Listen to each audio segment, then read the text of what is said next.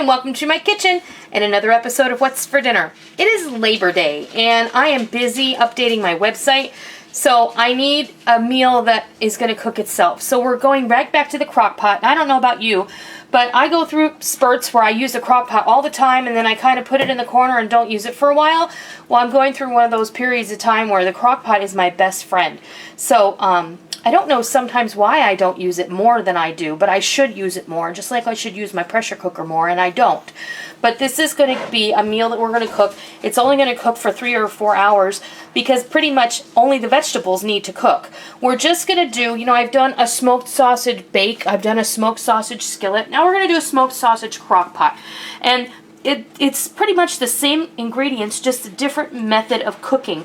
What I have in my crock pot is about a half a dozen medium-sized potatoes that I just cut in quarters and then diced up into big chunks. And then we're just going to add all of these other flavors in here. What I'm going to add in here is a soggy paper plate full of fresh garden tomatoes that need to get used up. So I'm going to put those in there. Lemon boys. Yeah, those are lemon boys, and I think that there's a patio tomato thrown in there for good measure.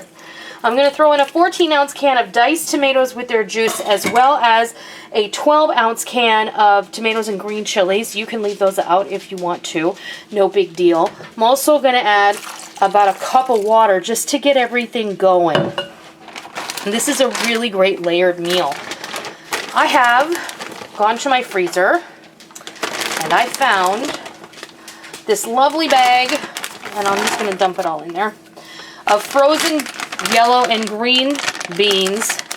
They're whole, the 24-ounce bag, so it's 1.5 pounds. I'm going to put those in there. This is also going to give us some great leftovers for the rest of the week for lunches. Both of my kids take their lunches. Molly also enjoys taking a thermos quite often, so she takes... You still get your hands. I still get my hands. I'm sorry. I'm just going to go ahead and layer an onion in here. This is half of a very large Videa onion that I sliced thinly and quartered. And then, just because I can, I'm going to throw in about 4 stalks of celery that's just chunked up in there. And then right on top, I'm just going to add, this is some beef smoked sausage. Just like that. I'm not going to season it right now. I'm going to wait until later and season it then. I'm going to put it in the sleeve, set it on high, and let her rip. I'm not going to take the lid off of it until I can start to smell it.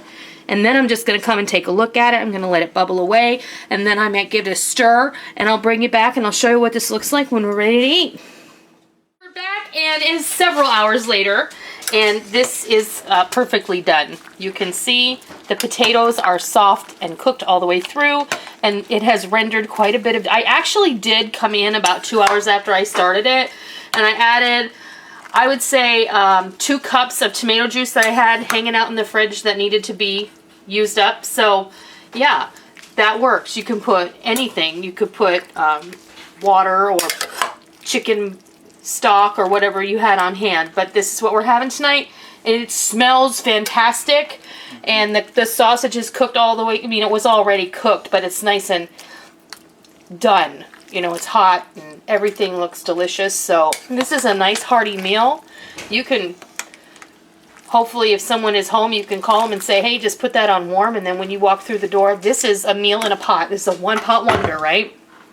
All you have to do is serve it up. And that's what we're going to do right now. So, this one will be for Rick. Lots of potatoes and lots of sausage and green beans and some of that lovely tomato-y juice. You could serve this just by itself or with a crusty loaf of bread, and it's going to be lovely.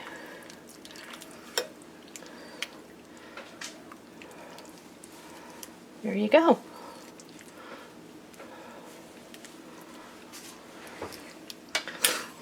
And that's supper. I didn't add any additional salt or pepper to this, so your guests will want to do that on their own. I hope that you give this rustic smoked sausage skillet, it's rustic smoked sausage crock pot dinner a try. I hope that you love it, and until next time, I'll see ya.